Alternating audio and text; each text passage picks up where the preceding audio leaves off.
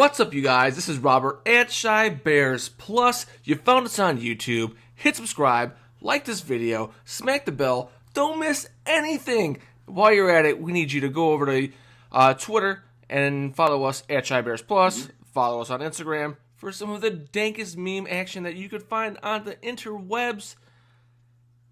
Joined by Jeff at +_Shy via the National Information Infrastructure. Say hello to the folks. Thank you for joining me. Yep. Yeah. Well, guess what? We're back from. Thanks for having me. Excuse me. We're back for mini break. I guess we forgot our manners at Thanksgiving. Anyway, thanks for coming along. We appreciate you. We are previewing Bears 8-3 at the Giants 3-8. Complete opposites, Bears and Giants. Before we get into the business and just amazing stats of the week, a couple of shout-outs. Cousin Heidi from Tropical Paradise did predict that Eddie Jackson will have a pick six, and Shaheen and Jordan Howard will both score a touchdown each. So, bold prediction right there for you. I know Griff, shout out to you. You asked me a question this week. I appreciate you, kid. And yes, it's good when teams who have more wins than us lose. That's what I think about that. Stats of the week, are you ready at +_Shy? Yeah, bold hot takes from us and the fans. Love it. All right, so we're going to kind of break it down into both Bears and Giants. Wish we had some high-end production where we could throw all these stats up there so you don't have to listen to me just run off it, but buckle up. So starting with Bears defense, we have two players in the top five in interceptions. Kyle Fuller is number 2 with 5 total. And then our buddy Eddie Jackson, aforementioned, has 4 total in 4th place. The Bears in total D are ranked number 4. In points, total points, they're number 2. All right, we're giving up the least amount of rush yards in the league. We're second in rush yards per game, and we're third in points per game at 19.6. Number 1 is Baltimore at 18, so really close. And then you can see how high the scoring is throughout the NFL just with those statistics right there. Bears are number 1 in turnover differential with 14, plus 14. They're number 1 in interceptions total as a team, defense, and then 4th in fumbles. With how Matt Nagy's spreading the ball around, Mitchell Trubisky being young and injured the last couple of games, we don't have a lot of statistical leaders, especially with the run game, but we do have one on the offensive side of the ball. Tariq Cohen now leads the NFL in punt return yardages as well as total punt returns. Kind of cool stats there. All right, so I wanted to look at what the Giants would be bringing to the table against the Bears. So let's look at their key playmakers on offense and what they're doing statistically. And actually surprised me a little bit about Eli Manning. He is 13th in the NFL in yards per attempt at 7.7. I thought he'd be a little bit lower. Maybe Odell Beckham helping him out with that. And 8th in completion percentage, and he has a 2-to-1 touchdown to interception ratio, which is very Eli Manning-like. Speaking of Odell Beckham, he is 9th in receiving yards total in the NFL. He's 4th in targets, something to look out for. They're going to go. They're going to throw the ball to number 13 quite often. And then the other Saquon, all right, he is 20th in receiving yards in the NFL. 20th in receiving yards, 50 yards per game. Last stat, he's 4th in rushing yards. Not surprised. What surprises me is all the Eli Manning hate. Like Danny Parkins is on the radio, bashing him for the last 3 weeks. A lot of these shows, man, they're really. I mean, he's 2-to-1. He's got a good amount of yards. He's got 3,000 yards. I don't watch every game. I watched the last 2 games, most of the clips from those. And when I see him on red zone, I mean, he's making plays. He's completing the ball. He moves the ball. Sure. I don't know. I'm just shocked by it. But I think a lot of that. Yeah, he's a little fragile, and he showed that he's kind of got blown over by a gust of wind earlier in the season. Of late, he does have 6 touchdowns, 1 interception. And I think the Giants have a couple more dubs there, but I don't think it's anything to be too afraid of. But Eli isn't playing as poorly as that national narrative is. Right. Yeah, and I always, when people were like, yeah, he's hanging on for a year or two too long, should retire. Dude, let people play. Don't make decisions for professional athletes. They know when they're done. Enough. I don't think he's I mean, you got to have all the pieces in the world around him to win a Super Bowl. He's not going to take you to a Super Bowl. He's not that guy. Yeah, I don't think so. What to watch for? I'll start off, and then we'll go back and forth. And I got the obvious. Can Chase Daniels replicate a 106.8 passer rating from Thanksgiving? I think that he can. I think that they're going to sit back and zone a little bit, and I think that he's going to be able to torch them apart and have a high completion percentage. He knows the offense, and he knows where to go with the ball. I think he will. What say you? Yep. Love it. The Battle of the Quans. Roquan versus Saquon. Both rookies, both top 10 picks for their respective teams. And you got to throw Danny Trevathan in there as well, who's number 4th in inside linebacker. Vote getter, I believe, or top 10, excuse me. I think Rich Homie Quan is number 4. I'm getting confused. But right. Battle of the Quans. Let's see that speed by both sides of the ball. I think Danny T was on NFL Network getting interviewed this morning. I think I saw that on the Twitter sphere, representing the Shy Bears, the emerging in the national media Shy Bears. My next one was the return of Shaheen. He came back 2 games ago, had a concussion to sit out, but he came back and made an impact, was a red zone target. And I will say that I do think that this will be a big tight end target game for us. So we will see. I don't know how much actually he's going to get, but I look for him to get in the end zone, just like Cousin Heidi from Tropical Paradise. Boom. I love it. The weather, what to watch for is the weather. They're talking possibly a high of near 60 degrees in December. Sorry if I took your thunder there. But watch the rain. Supposed to be a lot of rain. I think this favors the strong Bears. Dude, I almost also had weather. I'm like, man, it's December. I didn't hear anything about it. So I went on the old weather bug on the old telephone, and I saw, possibility of rain. So it worries me. I worry about this Bears team. If you get a sloppy game, can we run the ball and say we're going to run the ball? Because we haven't shown it, and we haven't really needed it. But when we need it, will it be there? So, yeah, that's a big what to watch for. I'm going to throw one more and then do one since I just, piggybacked off you. Is this a trap game? And you got the NFC number 1 team coming in next week. You're facing a 3-8 team here. Are we looking ahead? I think not. I think all signs have shown to Nagy having us prepared for every game as they come 1 week at a time. However, I'm sure they want to look ahead and say, I want to beat the Rams and show who's the best team in the NFC. What do you think about that? Do you think we're going to get trapped on this?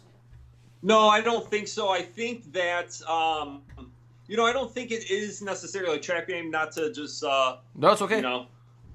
Do people have opinions on the show? But, I just think because of the record, how much confidence the Bears are playing with, even if they do lose the game, I don't think there's a lack of focus going into this game. Mm-hmm. Like you said, Coach Nagy has these guys ready to play. I think there's a lot of professionals on this team. I think this is a very hungry team, and you're going into New York, so I think there's that energy there with it. So I could see what you're making great points about it being a trap game, but I don't see it being a trap game. I like your point about going to New York because there is something a little bit different about the big city, isn't it?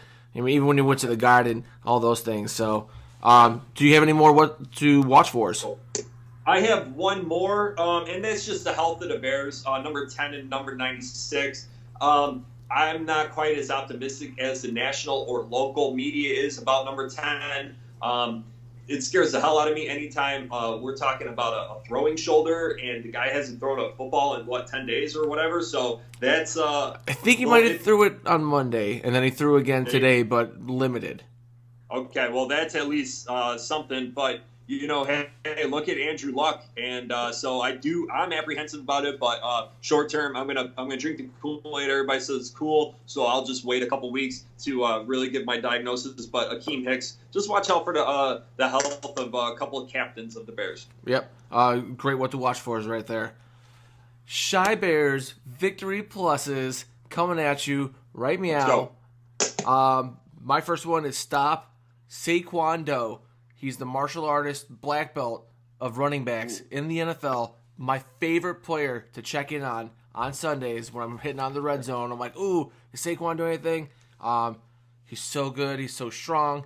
The balance is unreal how he gets hit and bounces off of things and is able to, put a hand down and just shed past people. And explosiveness and just how he can just accelerate through a hole and convert some power from speeding up and running in and then through people. All those things, amazing. Plus, you got to look out for him to catch the ball. He does everything. You know why he is, a top 5 pick. What are you looking for the Bears? Yeah, definitely. Before I give my Bears Victory Plus, make sure to like this video if you haven't already and subscribe to Shy Bears Plus on YouTube. Never hurts to plug yourself. Talked about Matt Nagy and being you.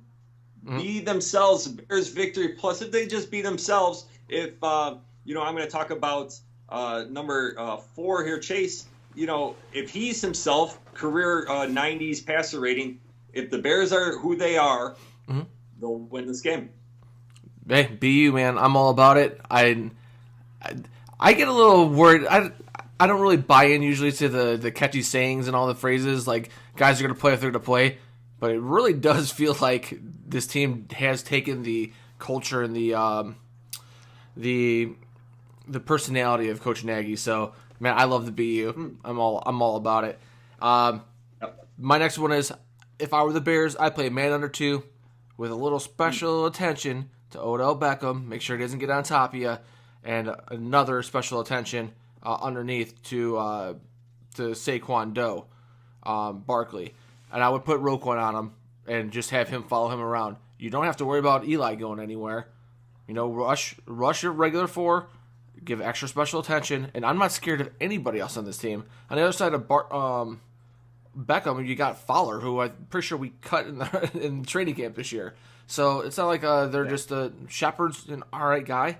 Like I'm not super scared of anybody else, especially with the talent on our defense. So that's where I would play the game. What do you got, Jeff?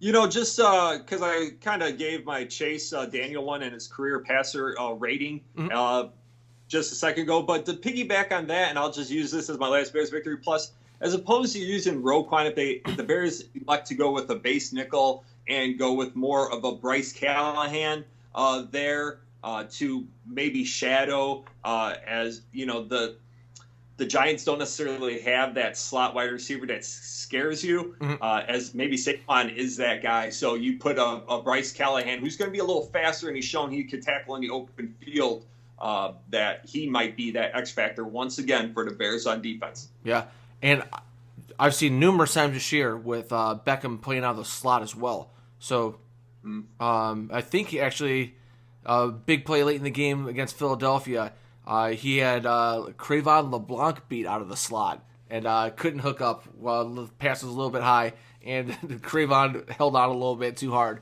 but no call. Anyway, so if I were the Bears, I would play D as if Chase Daniel won't get you 20 points. Just, hey, don't take it for granted that they're going to put 21 points on there. Play hard, come after Manning, play man under 2, but aggressive. And then when you get into situations where you can blitz and bring the house, be aggressive on defense. Basically, is what I'm trying to say.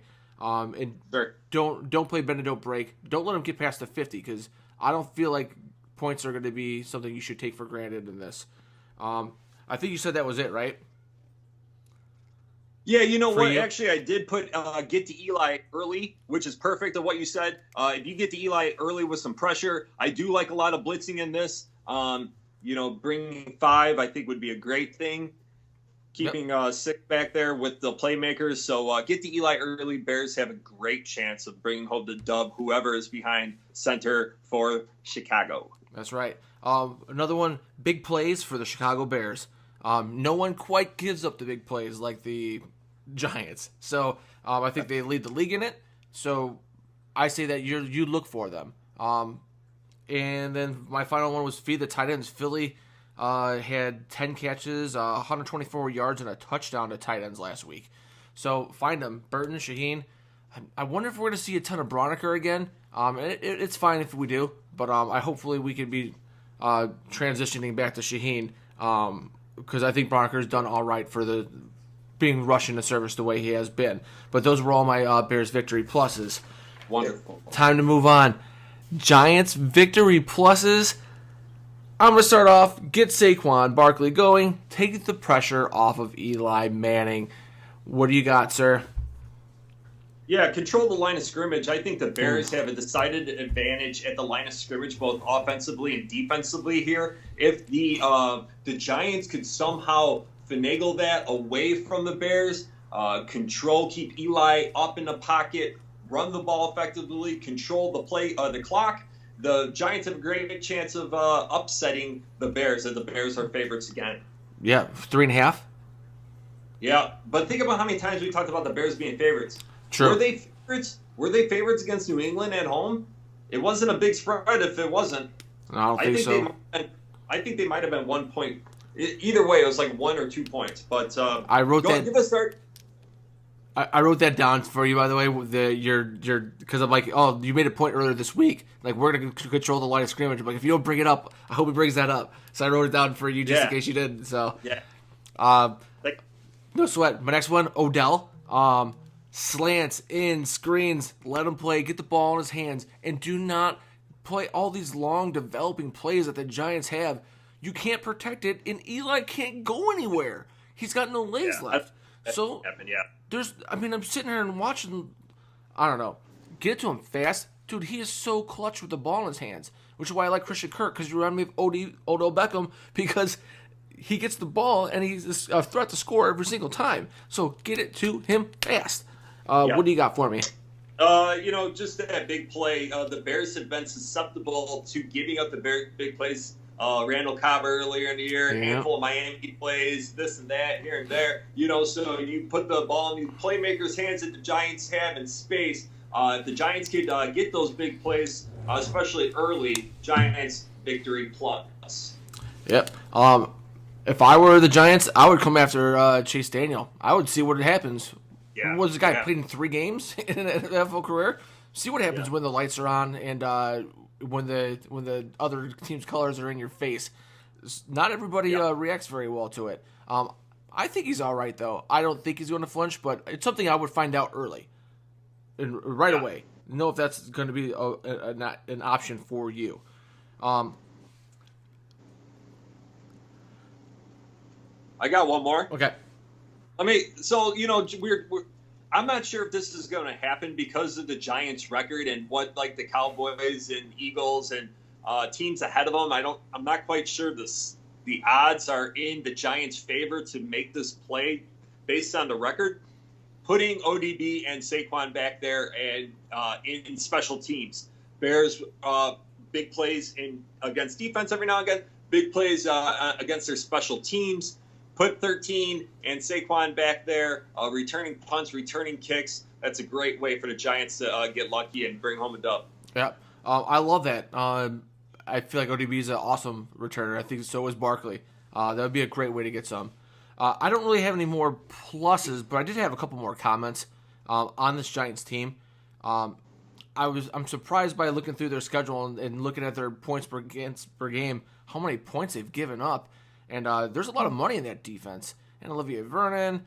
I was looking at their PFF grades, and I'm just going, man, some of the names on this team, it's just not adding up to what you thought it was going to be. And I was just super surprised that they're playing as poorly as they are. And I wish I could watch even more because they're kind of electric.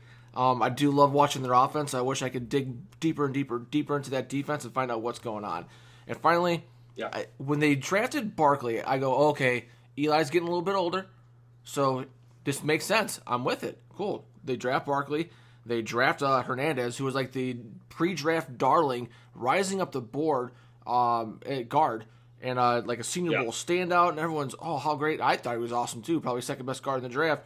And then you sign Nate Solder. I'm like, this makes sense. They're going to run the ball. Oh, great. They're going to take the pressure off him, play action. They got a serviceable quarterback. Why get a guy that you don't know, when you have a good defense? And it just didn't work out like that. And one stat that was just shocking to me, that Jordan Howard has 162 attempts rushing, right? Saquon Barkley has 171 in the same amount of games played. He's only got 9 more carries than Howard, and Howard's splitting carries and barely in there. So what are you doing?